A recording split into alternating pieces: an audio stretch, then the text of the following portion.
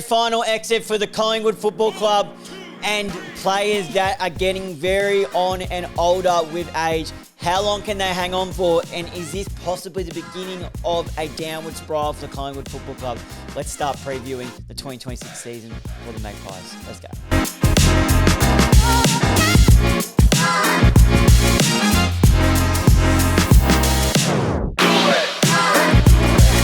Yes, guys, welcome back to the Up the Guts channel. We are doing our season preview series now. If you haven't already caught up with the series so far, make sure you go back. I've already done it in alphabetical order. So I've already done Adelaide, Brisbane, and as I'm recording right now, a Wednesday evening, Carlton one would have dropped at 5 p.m. today. So make sure you go check that out. But now we are up to the Collingwood Football Club, and they finished the home and away season on 4th in the ladder, which was a very disappointing result as they were first for a long time and were the best team in it for a long while. And it's like they took the foot off the accelerator and just put a little bit of the brakes on and slowed down and dropped some really important games. Didn't look like the same with them.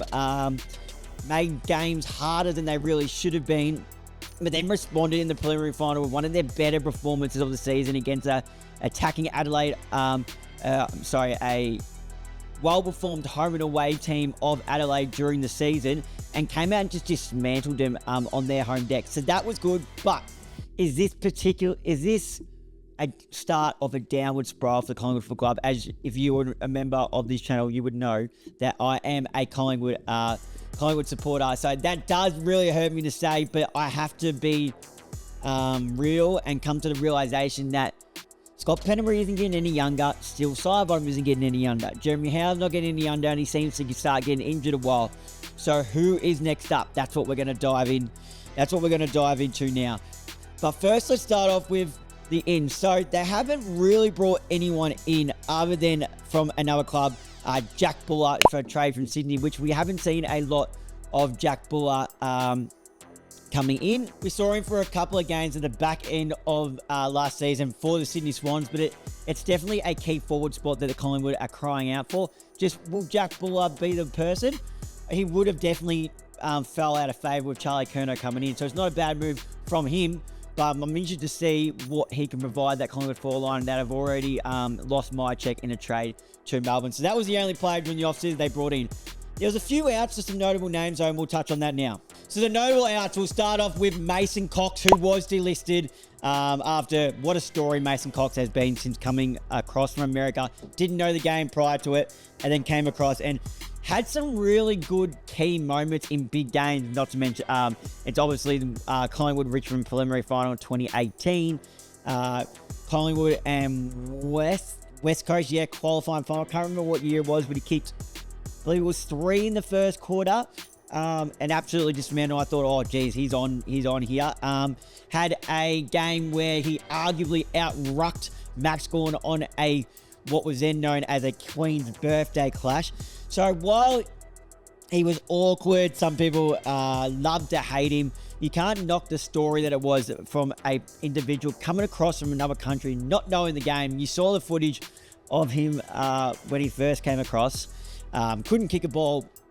And then arguably, it fell away to the back end of the season, but I would argue during his career, from 35 metres, that 35 metre, 0 to 35, Mason Cox was probably one of the most dead-eye accurate set shot kicks in the game. And I think it's purely because he kept it simple. He learnt the basics at a late age, so he just stuck to that.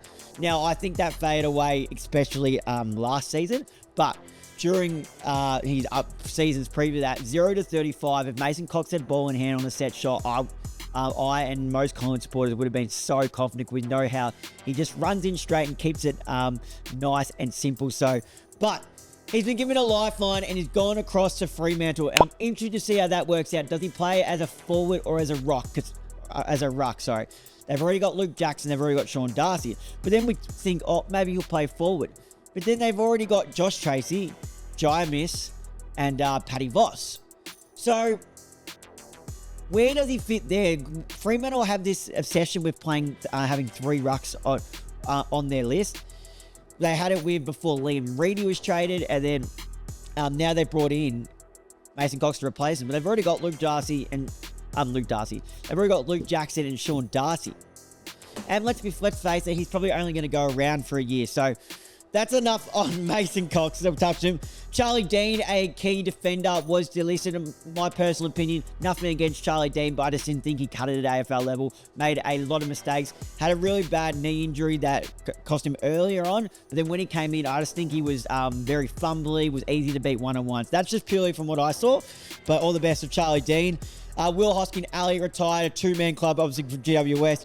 Ash Johnson showed some signs in his first 2 seasons, but then off-field problems, mental health problems, then didn't really live up to that full potential that they thought he could have been after being picked up through the Waffles. So he was delisted. Finn McRae, another one who probably lacked opportunity to play at the highest level, was delisted, but he has been picked up by West Coast. And I think that's a good get for West Coast, because I think Finn McRae definitely has some stuff, something to provide. Dominated VFL level, but just didn't get enough runs on the board at AFL level. Some would argue he didn't have enough opportunities. Some would argue he did have enough, and when he was given the opportunity, he didn't deliver. So that's up to debate. People will definitely see it both sides. Oleg Markov, he was delisted. What a story. A 3-man journeyman, and then finally got the premiership in 2023 for the Collingwood Football Club. 2023 for the Collingwood Football Club. Would missed out on the Richmond years, obviously Richmond, Gold Coast, then Collingwood. So that was a good one there. Brody Mychek, we mentioned a trade to Melbourne, and Tom Mitchell's been delisted. Brownlow medalist. I just think the game's got a little bit too quick for him.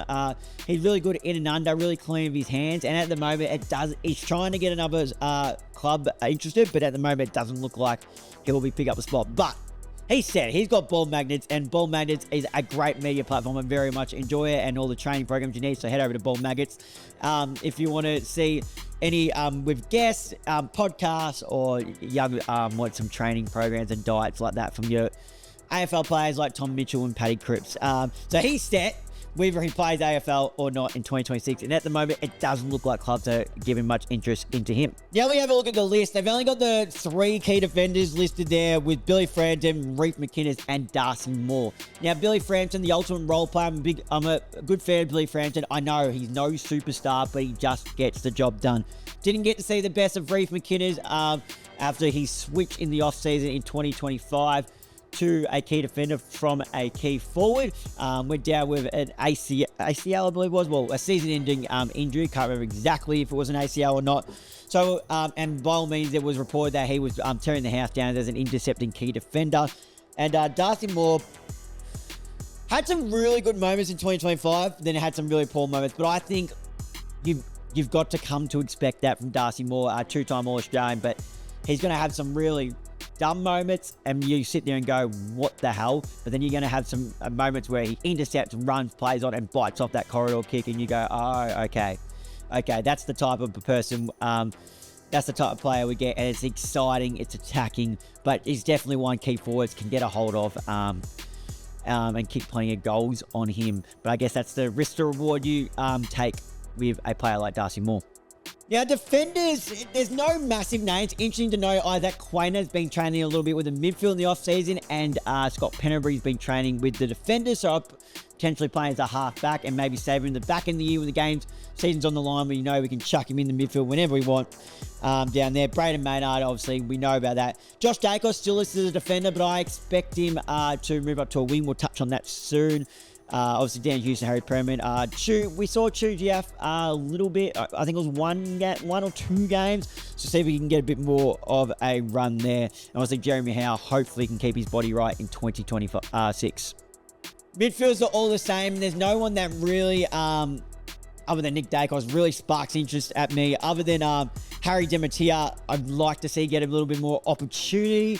Has that real spark and dash playing at the VFL level. So I'd love to see Harry Dematia get hasn't debuted yet. So first round draft pick. So I'd love to see him get an opportunity. Ed Allen's listed as a midfielder, but played a little bit of a half-back role to the back end of 2026 and locked a spot down there. So it'll be interesting to see if they use him as a half-back, potentially as a wingman or as an inside mid. So that'll be interesting to see as well. Now, the rucks is a bit of a problem for the Pies because if Darcy Cameron goes down, Mason Cox has just been traded. I don't know what they're going to do. Ilo Smith was one of the, I hope I'm saying your name right, was a mid-season pickup a couple of years back and doesn't look to be developed yet. That I may be wrong, but hasn't really been on any radar of debuting. And Oscar Steen is an undersized ruckman. I believe, if I'm not mistaken, Oscar Steen may have played a game. All right, so no, he hasn't, but he has been close to and been talked about. So 201 centimeter ruckman, potentially he's the next one up. I think he's in front of Smith, but if Darcy Cameron goes down, it is big problems. As Darcy Cameron, in my opinion, Darcy Cameron is arguably the most valuable player to this team. It's him and it's Nick Dacos, without a doubt. Key forwards are also older and a couple of young ones in there. So Dale McStay and Teng Membry, and McStay has gone down with another injury. You just can't trust him to stay fit, but when he's there, he helps the setup. Thought Teng Membry was good in patches, but also when missing. But I guess that's what we're going to come to expect. We saw a little bit of Charlie West, and I'm really excited to see him develop a bit more at AFL level. So we'll see. Hopefully he can play a bit more. Noah Howes, we're yet to see. Jack Bull, we mentioned coming across, and Zach McCarthy as well as the other key forward. If we look at we'll go straight in, look at the forwards. Jamie Alley had his best season to date at the age of 34, 33. Let's just double check that. Jamie Alley, I believe going into this season, he will be 34. Let's have a look. So he turns 34 this year. So at the age of 32, turned 33 in August, had his best season to date, stayed fit, kicked the bag. I thought was very stiff not to make the All-Australian team. I thought he was the best performing small forward. Might be a bit biased, but he just turned games on its head. And while he's so small, he almost plays as another key forward. We know we're not going to see Bobby Hill much, and we don't know when we'll see him, if we'll see him. He's gone on a personal leave break again. Obviously, plenty of problems happening around there. Bo McCleary, love Bo McCleary. I think every Collingwood supporter loves Bo McCleary. Just his ferocious attack on the ball and tackling pressure. Harvey Harrison missed all of 2025 with an ACL injury. They'll welcome him back in. Hopefully, he stays fit as well. Will Hayes is another one. And Jai Saxner, one of the draftees this year, is going to become the first Indian-born player to play at AFL level. So well done. That's a great story there from Jai. Now the list changes are done and we've looked over the list across the board. It's time to discuss my lookout for player. And I've just previously mentioned him, but my lookout for is Harvey Harrison. Harvey Harrison missed all 2025 with an ACL injury, and could he potentially be the replacement for Bobby Hill if Bobby Hill takes a long extended period out from the team? We don't know when Bobby Hill will be back. Harvey Harrison, when he played in 2024, he has pace, he's tough, he has a goal sense, and I absolutely loved him. He was a goal sneak, so 12 matches, he kicked 11 goals. So it's not a goal a game, but that's pretty consistent because we know small forwards can go missing, but he's got the pace. He's got the strength too for the tackling pressure and often swats off tackles. So I'm interested to see Harvey Harrison in 2026. Hopefully he can keep his body right. If he does, I think he could be a real threat down there in the forward line for the Magpies. Right, my needs to lift is a player that came across to the Magpies in 2025, and that's Dan Houston. Dan Houston had a very poor year on his record. At his standard, played the 21 matches, only averaged just under 17 disposals. This is compared to in 2024 at Port Adelaide, where he averaged 23 disposals, and then in 2023 averaged 23, just under 23 and a half disposals, and that's where he was back-to-back All-Australians. And I get he took a while to settle in the Collingwood way of defending, which is more of a team zone defense. And then Josh Dacos was also down there at halfback, racking up plenty of ball. And I think that played a factor on Dan Houston and played a part on, because when it looked like towards the back end, they started giving the ball, and he just made errors that you don't expect a high caliber player like Dan Houston to make, especially with ball in him, because he's a beautiful user of the ball. So I think, and what it looks like might happen is, what's got to happen is Josh Dacos either moves up to a wing or he becomes a centre bounce midfielder. We know he can do that. We saw that last quarter he pulled off. Can't remember who it was against, but it was the last quarter where he kicked 2 and had about 15 disposals. So he can definitely play as a centre bounce midfielder, or he can play as a wingman because he's running capability as well.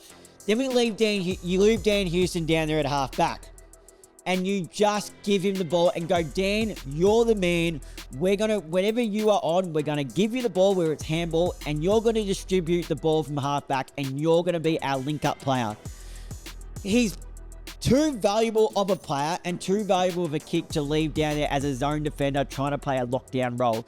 We need Dan Houston with ball in the hands, and that needs to start from the very start of the season to get his confidence up, to bite off that corridor kick. Take the kick on that not many people would have been game enough to take on. By all means, though, Collingwood are a team that will take that risk, but they won't always hit it. Dan Houston is the type of player that will hit those most difficult kicks. So we need to give him ball. Collingwood need to give him ball in hand, back him in, and Dan Houston needs to get back to that line-breaking player from the defensive 50.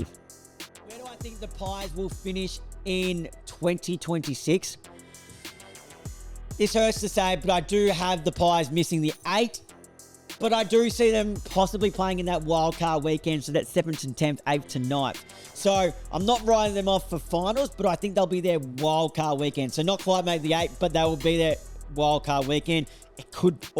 But I could also see him finishing lower. Well, there you have it, guys. There is my 2026 season preview for the Collingwood Football Club. Thank you guys for watching along and listening along, because this whole series will also be available in audio format on Spotify and Apple Podcasts. So that is you who don't have the time to sit down and watch the whole YouTube video. It will be available for you via Spotify and Apple Podcasts. So if you're listening to this via one of those platforms, make sure to leave a like and comment on this episode. Hit the follow button, turn the notification bell on so you're notified whenever we upload. Share this off to a fellow Collingwood supporter or someone who is itching for footy to get back like I am. And please, guys, remember to leave a 5-star rating on this show, as that does help push the show out there. But if you were sitting here watching me as I go along, trying to be as